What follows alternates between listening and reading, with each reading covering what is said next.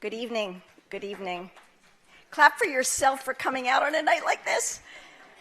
Could you turn off your cell phones and remind friends who haven't been able to come tonight to please listen to the podcast, because tonight is really special.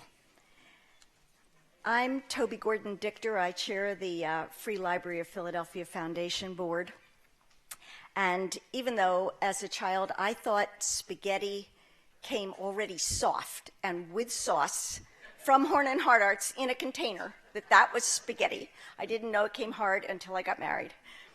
And that sauerkraut and pickles was a whole food group. So my mother wasn't a real cook, but she loved to read Mimi Sheraton in the New York Times.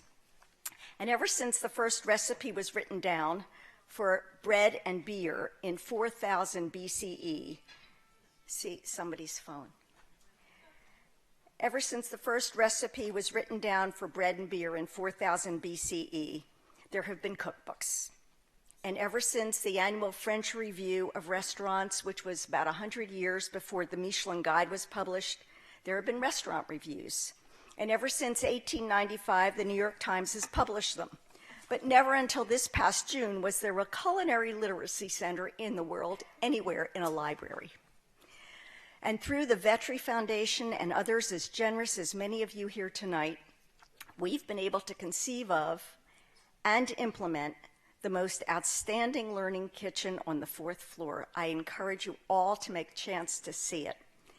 And a program that ranges from 10 weeks with Chef Mark Vetri for Philadelphia school children, to goat butchering for a sold-out crowd of local adults, to Chef Garces, who taught knife skills to new American kitchen workers to improve their English, to Chef Jean-Marie, who designed the yummiest beignets that you'll ever have in a recipe card for us, and does many other things. So it is really becoming an exciting thing. And to put together with Mimi Sheraton tonight and our Culinary Literacy Center, and if any of you ever want to borrow a cookbook, we have the Julie Dannenbaum collection upstairs. So think about that. Putting together all the skills of critical reading, mathematics, culture, and science, that center is fast becoming the meeting place for guiding learning and inspiring curiosity.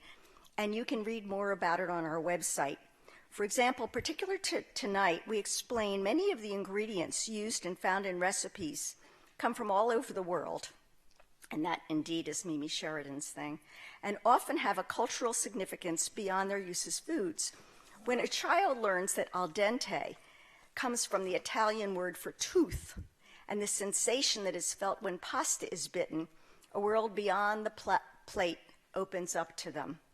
If you want to be part of this and all the other exciting programs we do, if you want to contribute in any way, I urge you to contribute to the foundation, to look at the website, to visit your neighborhood libraries. We're doing something for everybody at all age across this city in every single neighborhood. And thank you very much for the attention you've already given us. So many of us are here tonight because we love the library, or we love lectures, or we're great supporters. Thank you so much. Or because we love food, let's face it. And wherever we travel, we look for different restaurants. We've learned so much of that from tonight's guest, the absolutely venerable, fabulous Mimi Sheraton. She's the grande dame of food culture. As Jean-Georges says, knowledge knows no bounds. Her knowledge knows no bounds. Her glossary of flavors is ultimate, and her opinion is like gold. You'll see that quote on your program, but what you don't know is that she calls him by first name, refers to him from years and years back. There is such friendship and such intimacy and such knowledge within this woman of all the people she has met over the decades, 6 decades of reviewing. It is fantastic. With all the travel and dining, it's hard to know where Mimi found the time to write more than a dozen books, including the wonderful German Cookbook, the memoir, Eating My Words, and the James Beard Award-winning The Whole World Loves Chicken Soup, and for nearly all the best food and culture magazines. And she really prefers writing for a culture magazine like Vanity Fair than a food magazine, because she embraces all the cultures and all the ethnicities. This new book, 1,000 Foods to Eat Before You Die, celebrates the best cuisines from around the world, where to find it and how to make it. And if you just have a chance to go upstairs and get your book signed, you won't be sorry. This really should be our checklist for what we eat. But it is also her autobiography. The Guardian urged readers to take Sheraton's lead and go forth and taste the world. And I wonder if she will just come in and whet our appetite for a wonderful evening. We are so privileged tonight at the Free Library to have Mimi Sheraton. Thank you.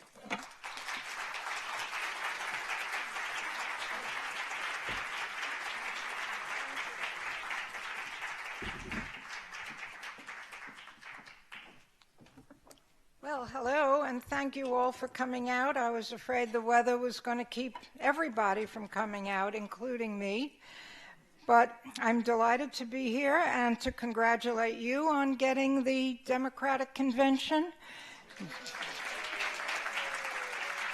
Better you than Brooklyn, because I think it would have been a disaster there. Manhattan maybe, but Brooklyn would not have worked. I saw recently, excuse me, a flash of a very famous Democratic convention here in this PBS series on FDR, showing him accepting the nomination and falling and being propped up so he could go into the hall. And there's no place for them to get a better idea of what this country is about. I first came to Philadelphia. I was about 9 years old, and my father took me here for a few days to do some sightseeing, and I guess get me off my mother's hands. And we went to the Betsy Ross house, and I was amazed at how tiny it was, and Benjamin Franklin's grave, and the Liberty Bell, and I seem to remember wooden steps in Independence Hall that looked all worn down, and my father said that's because so many people have walked on them during the years. And that was a very evocative idea to me, that you could actually wear down steps in enough time. The big event for my father was going to bookbinders, and he wanted the snapper soup. And I think through the years, people have come to think it was red snapper soup, which is what it is, where it's still served in Chicago at the Cape Cod Room.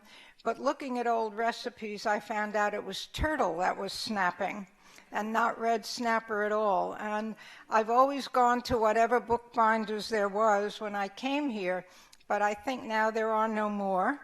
I used to love restaurants like the Garden and Du Cheminée. The Garden was an especial favorite in the Music Conservatory, and I would never miss the Reading Market, though I would happily miss Scrapple. Pretzels were great, the ice cream was great, the roast chicken was great on Saturday. I had a friend here, some of you may have known, Alan Halpern, who for many years was the editor of Philadelphia Magazine, and he always took me on special tours whenever I came. He was a great editor. My interest in food and travel, I think I owe to three people: my mother, my father, and Robert Louis Stevenson. My mother was a very ambitious and very excellent cook who made a big fuss over people who could cook well and people who could not. If my mother said that woman can't make a decent plate of chicken soup, she meant that woman wasn't fit to marry one of my cousins or uncles.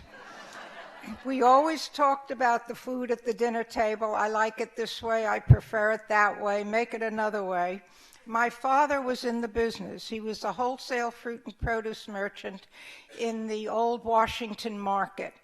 And he would come home at night and talk about the fruits and vegetables that came in from all over the country, and he had very, very strong opinions. He didn't like West Coast apples. He said they didn't have enough cold nights. He didn't like Florida oranges. He preferred California, but grapefruit were opposite. The best grapefruit were Indian River, and I think they still are. And we liked white grapefruit, rather as pink became fashionable, and white grapefruit is one of the entries in 1,000 Foods to Eat Before You Die, and I tell you where to get them. So that was all the food conversation that I think subliminally gave me the message of discernment. Not everything is the same you think about it. Robert Louis Stevenson came in with a child's garden of verses with a poem called Travel.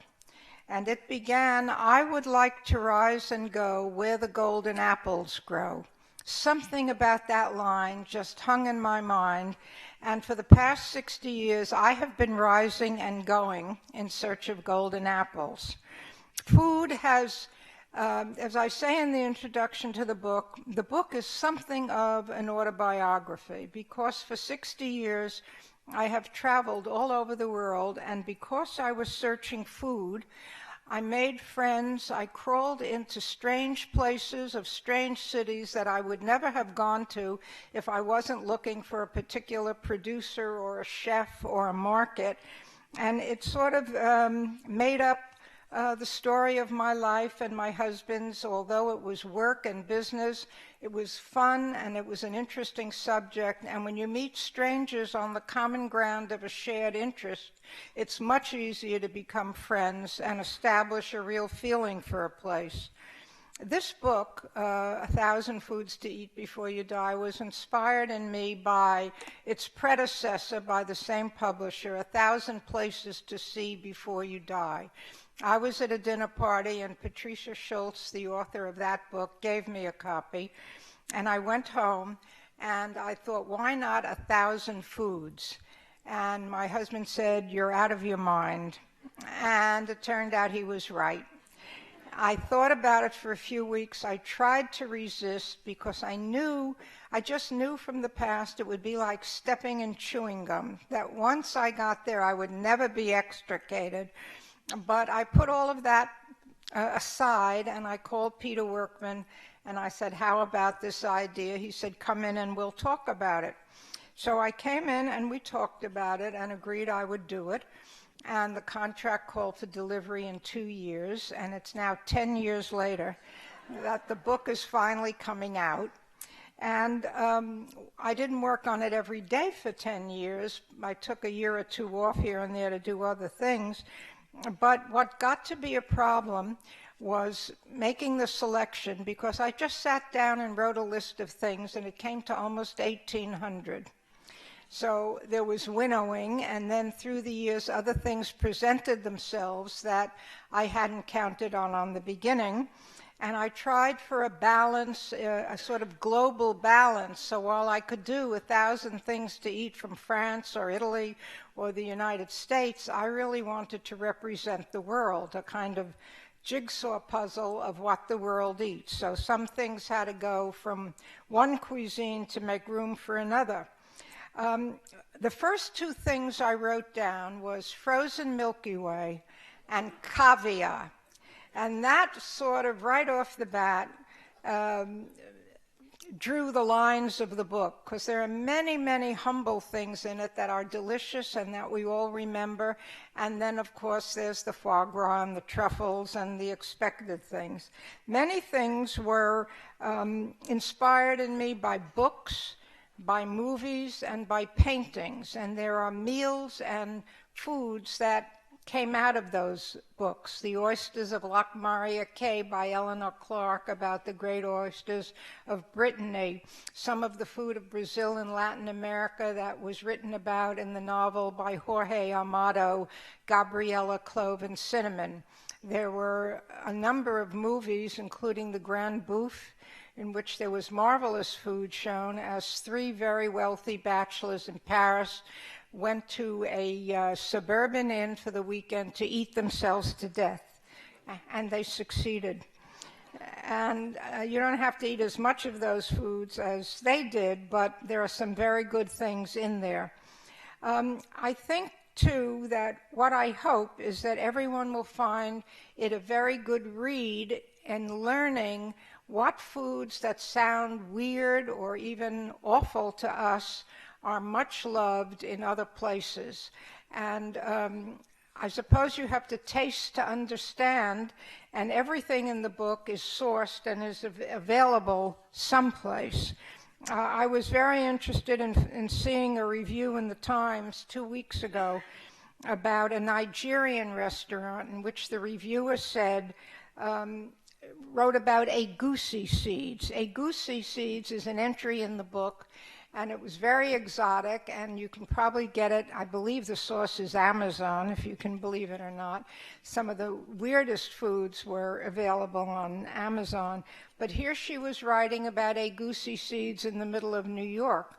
So I think the world has gotten much smaller gastronomically, and there are many, many things that you don't have to travel for, but traveling is part of the experience. I think the dishes taste very, very different on their home ground than they do in other places. The staff, the setting, the whole feeling one has of being there, I think, is important. And I've noticed in travel articles, more and more, they are recommending international restaurants and not native local restaurants. I read a travel article in the New York Times a few months ago about Kiev in the Ukraine, though I think right now there are other reasons not to go there.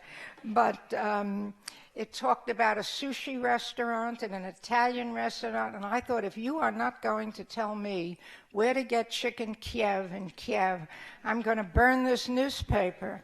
And they never did tell me where to get chicken Kiev in Kiev or borscht. And the Ukrainians are the most famous makers of borscht in Russia. If it is in Russia today, I don't know for sure. But as the world gets more homogenized and as we travel and there are shopping malls with the same chain stores, food may be one of the only authentic things native to the place that we can see there for the full experience. And I would add to that markets. There are a number of food markets in this book, the famous Tsukiji in Tokyo, the Nishiki in Kyoto, wonderful markets in Mexico City, because that is a chance to see the real people going about their real lives. Very, very few places put on a great big market for tourists. Supposedly, the floating markets in Bangkok are largely touristic, but I saw Thai people buying vegetables there, so they couldn't exist solely for tourists.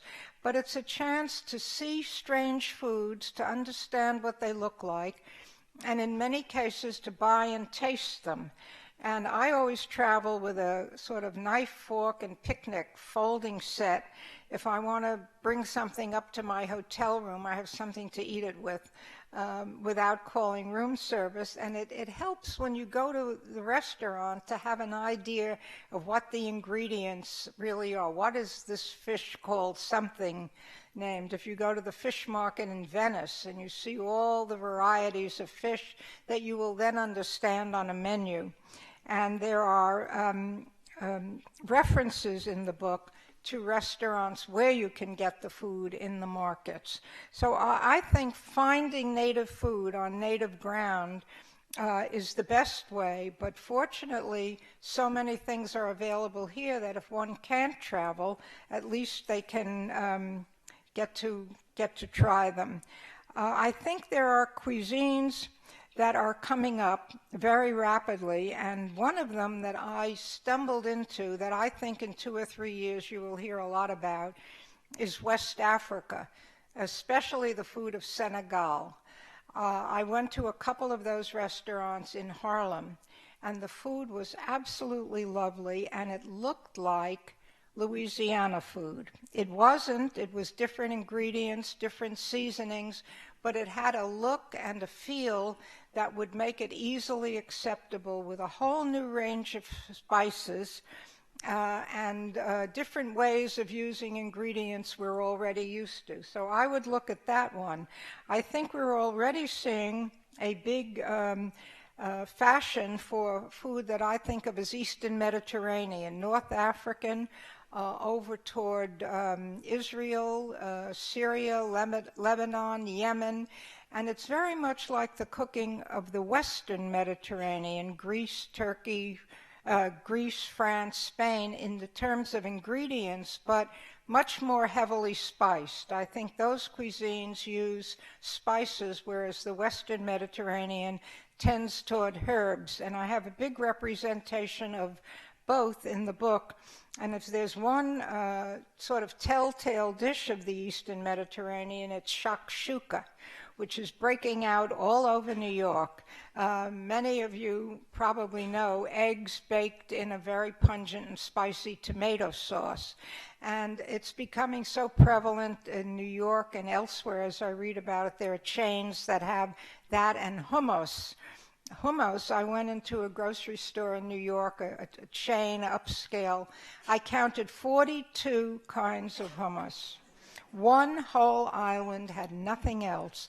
There were 3 or 4 brands, and each brand had about 10 variations in flavor on this most humble dish of the poor, which appeals because it's creamy, because it's mild, because you can add things to it and do things to it, and there's kind of a vegetarian kick to it, so people who care about that can do it.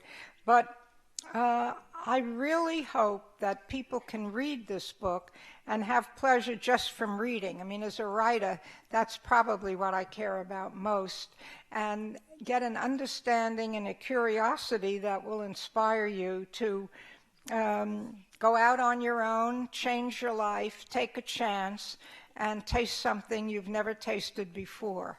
And I would like really now to hear some questions that you might have.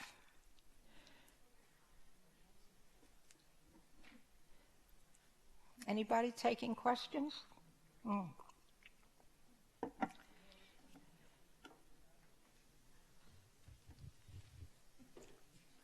Thank you.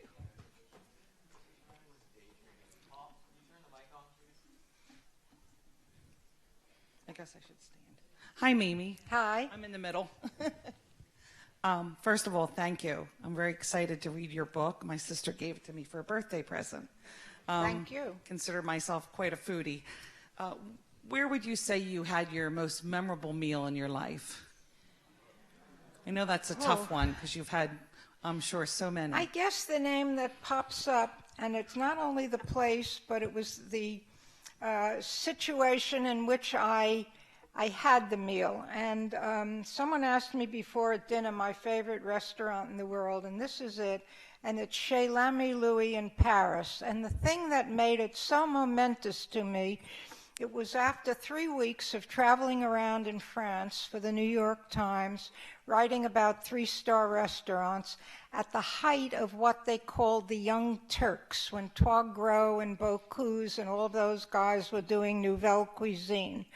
And I went all over the country eating new cuisine by the Young Turks. And when I got back to Paris, I said to my husband, let's find the oldest chef in Paris. And I did a little research, and it turned out it was Antoine Magnan at this restaurant. And I had known the restaurant long ago in the 50s. It always looked like a dump. It was always insanely expensive. And I hadn't been in a long time. And I went after all these weeks of nouvelle cuisine, and there were fabulous snails bubbling around in garlic butter, and incredible foie gras, and roast chicken that was unimaginable, and a sauté pan full of morels and cream. And it was all this traditional Lyonnaise, unadorned, fantastic cooking.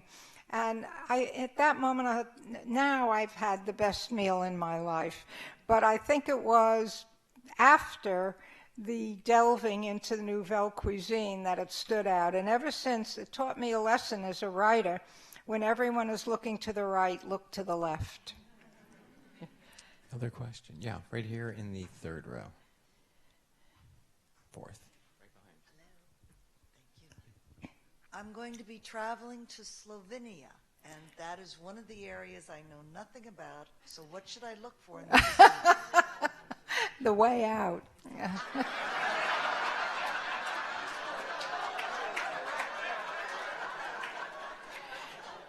I don't really mean that, but it's funny.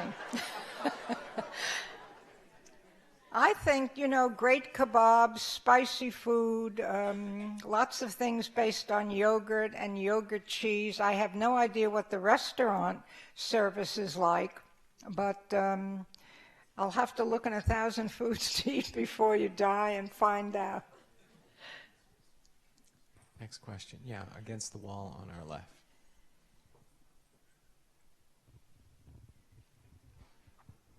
The movie Julie shot a scene in a French restaurant where Paul took her as newlyweds to a French restaurant, and they served a trout meuniere, sole meuniere.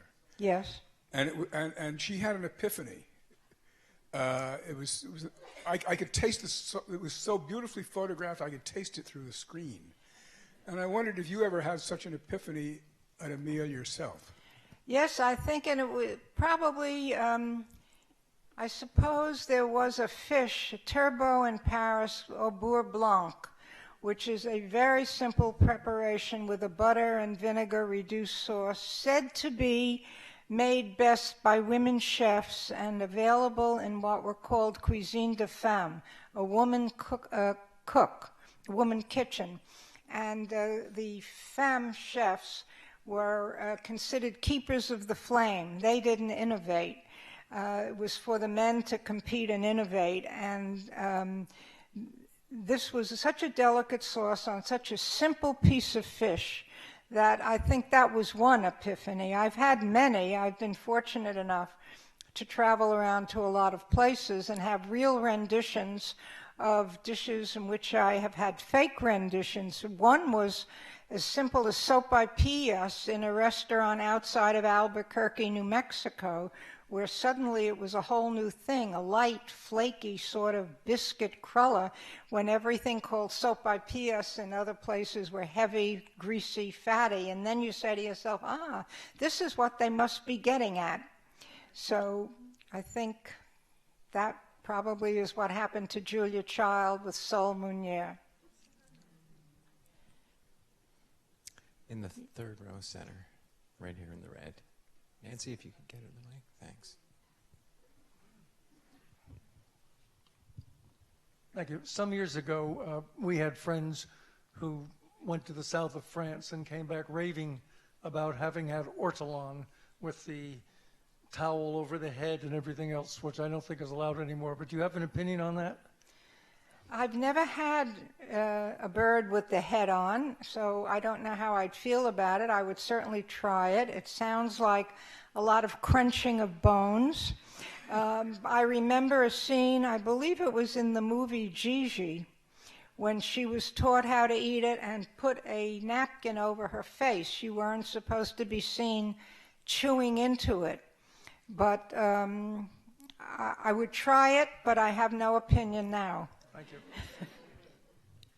Yeah. The only thing I ever refused trying was in Macau, when someone offered me a meal of monkey brains eaten from the head of a live monkey, who was put in a special table with a hole in the center with the top of the head cut off, and then it was a dip. I said no. To our right here, Mimi. Mimi? There's one over there. Yeah, there's one right here. That's the mic. Oh. It's a hard act to follow, that one. We're headed to Barcelona in a few months. What would you recommend is not to be missed? I can't hear you. We're headed to Barcelona in a few months.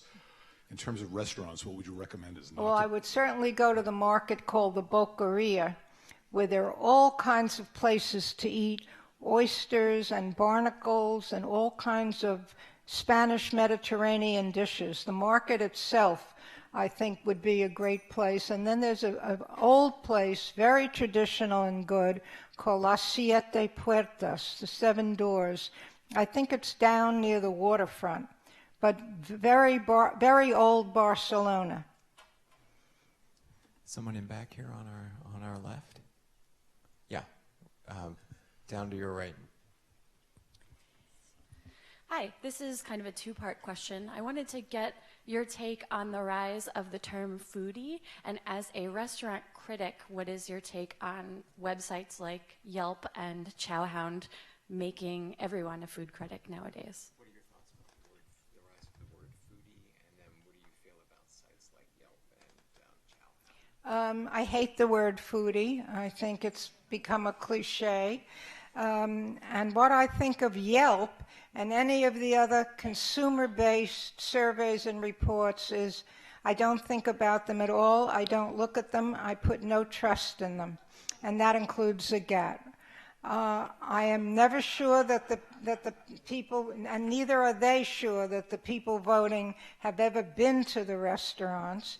There's every opportunity for a restaurateur to stack the deck and get everyone he or she knows to reply. I've seen, for example, the SAGAT survey, and they never ask for proof that you've been to a restaurant. You just list the 10 best you went to during the year or whatever.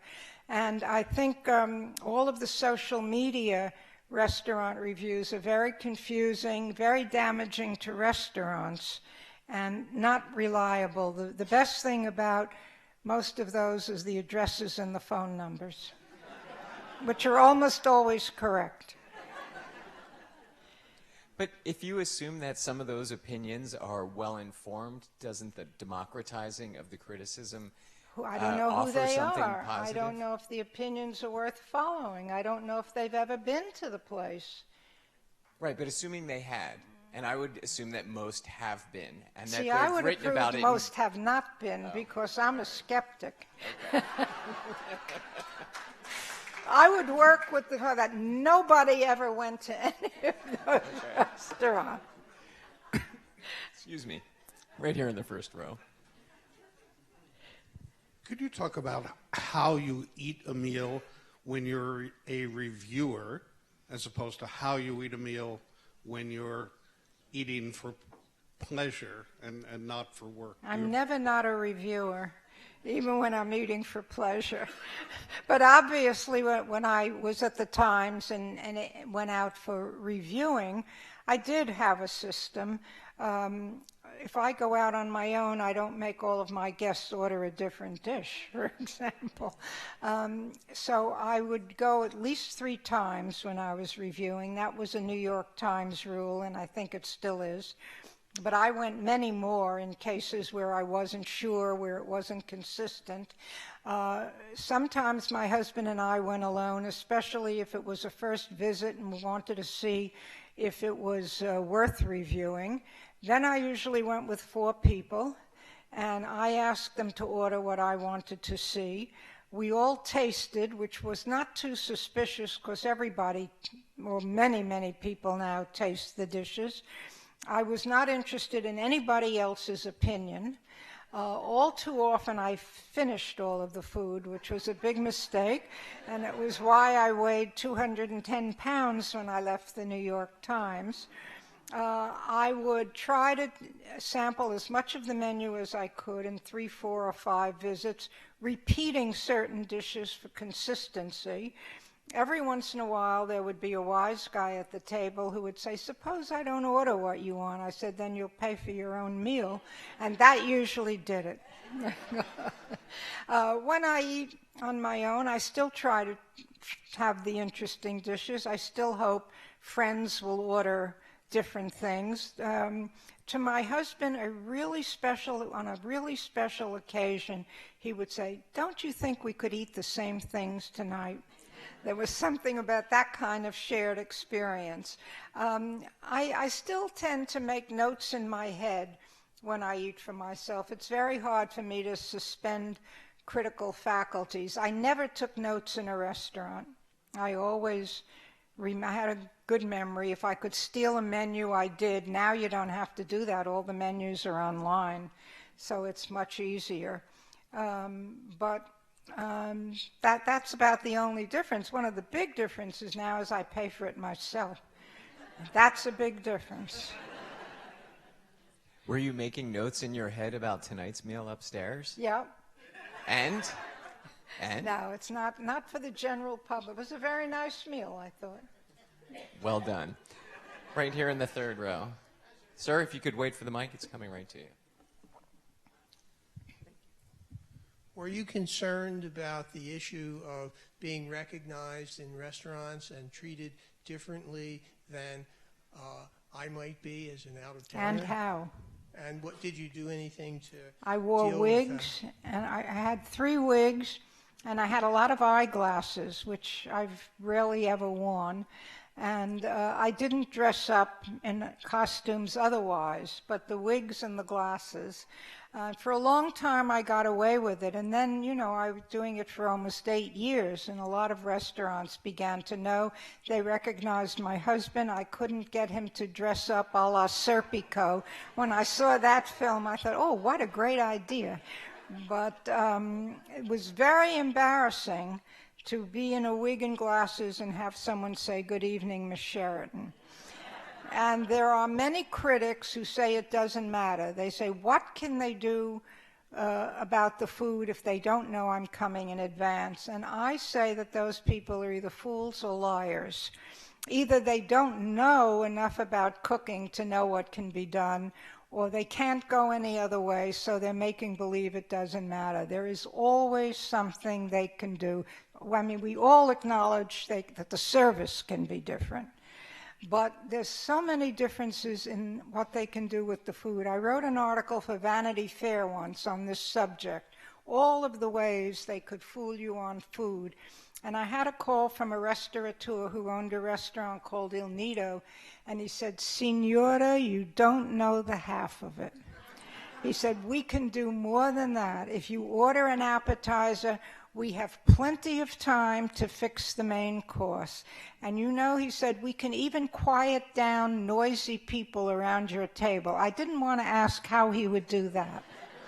But I do have a feeling that they could send someone over to pour water in the glass, to say, "Is there anything else you would like?"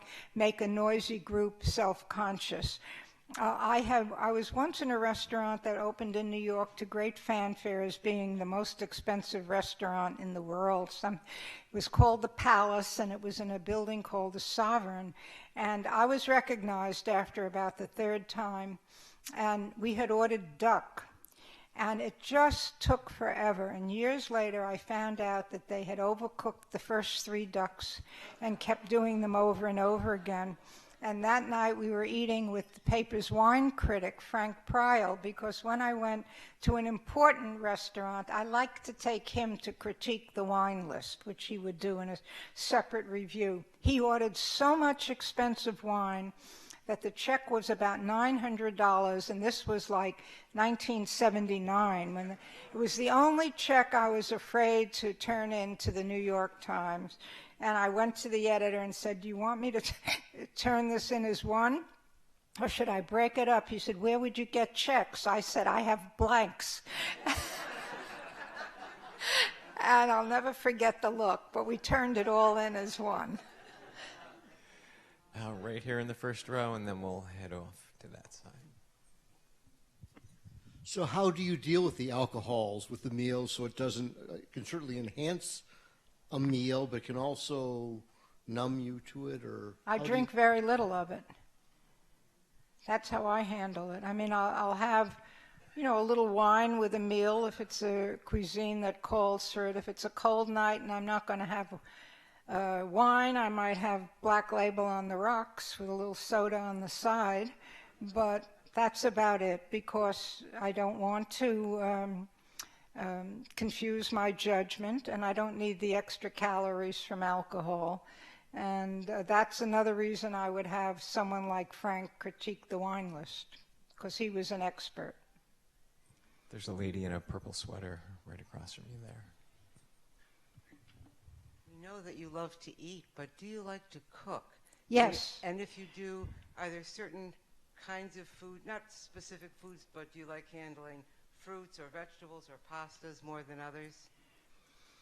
No, I don't have any preference. I like shopping for certain beautiful things. To me, one of the most beautiful dishes to make is ratatouille, because picking out the eggplant and the green peppers and the tomatoes and the zucchini, the forms are wonderful.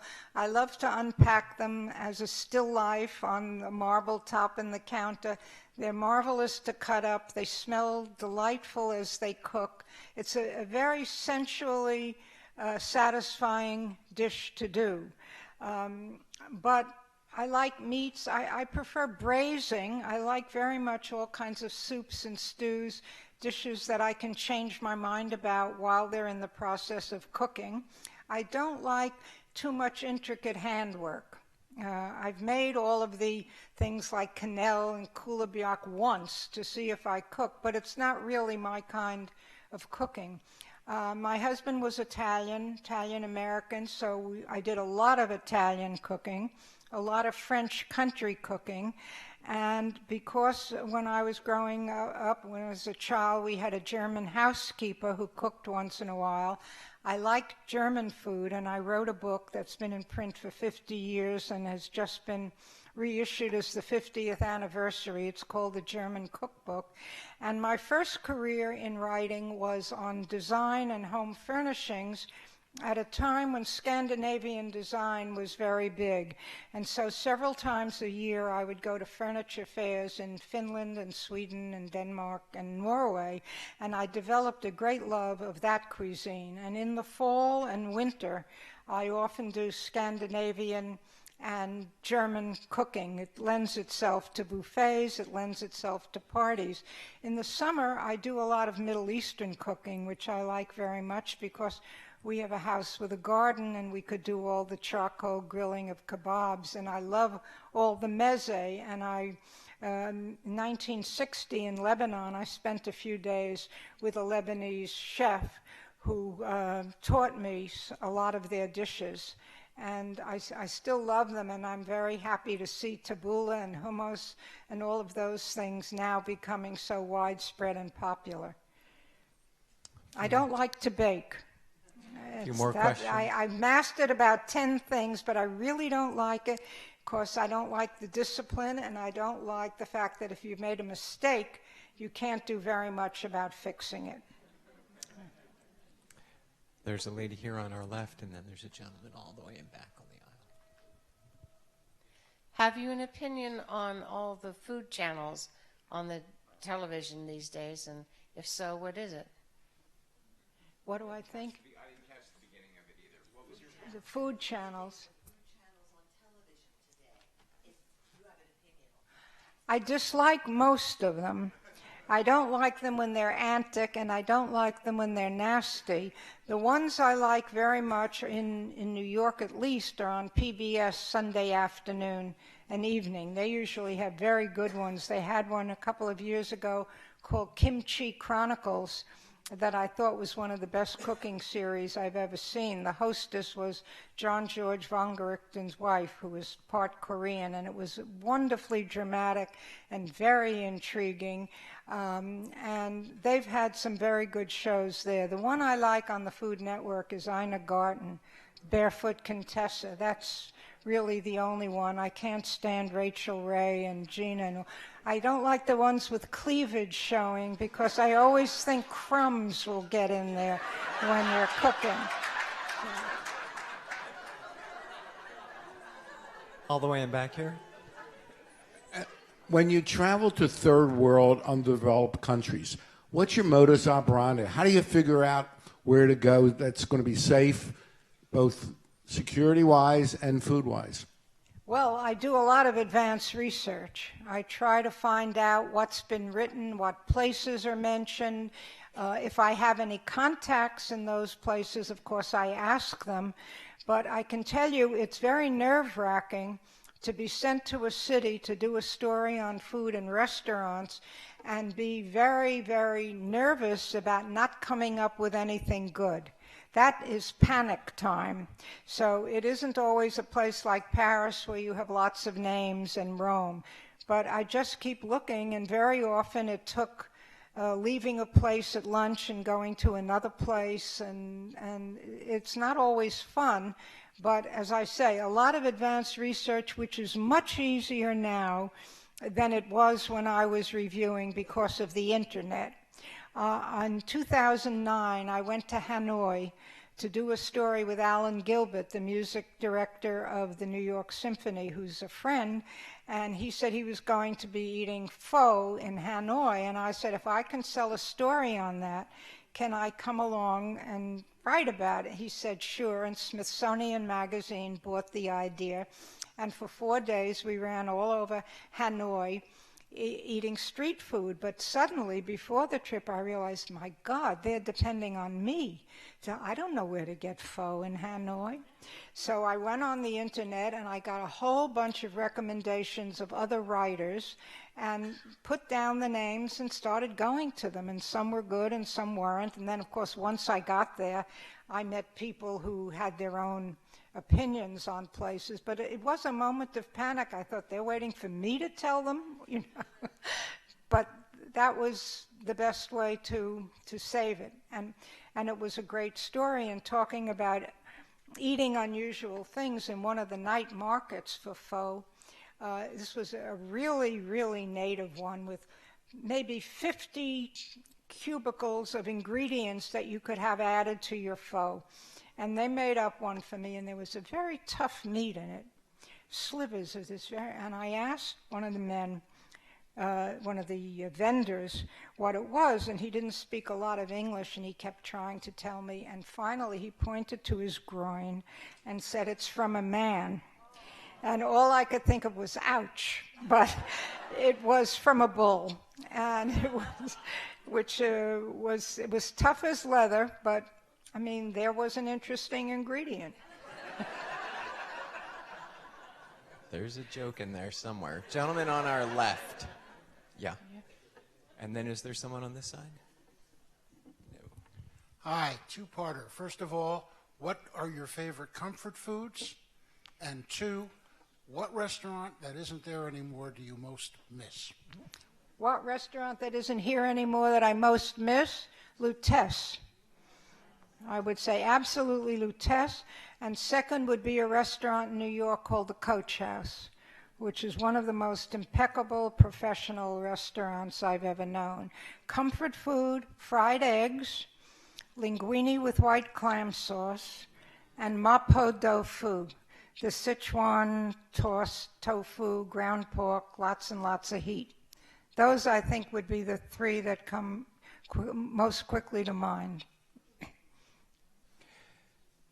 There's a lady here in the center.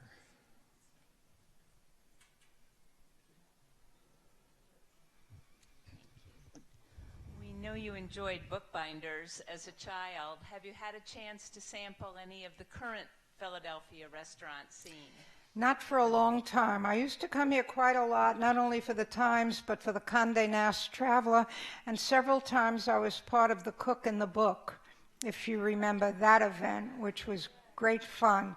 So I haven't really been, I would say, in 7, 8, 9 years. And I hear of lots of restaurants here that I would like to go to, especially Zahav. I'm really interested in that because we're seeing some of that in New York, and also that's part of what I mentioned about the Eastern Mediterranean, that kind of food. Mimi, do you have a single dish the way your mother used chicken soup to sort of determine the quality of somebody's cooking? Not really. Not really. I don't get very good food from home cooks. When I go to someone's house for dinner and the food is great, it's exceptional. I don't know why that is. Not many people invite me. I'll begin by saying that. And if they do, it's always like, you know, copping out, copping a plea. You know, well, tonight, don't worry, it isn't this, it isn't that. But not too often do I get a really good home-cooked meal, unless I cook it. Of course. Well, you have a standing invitation from us. Please join me in thanking Mimi Sheraton. Thank you all.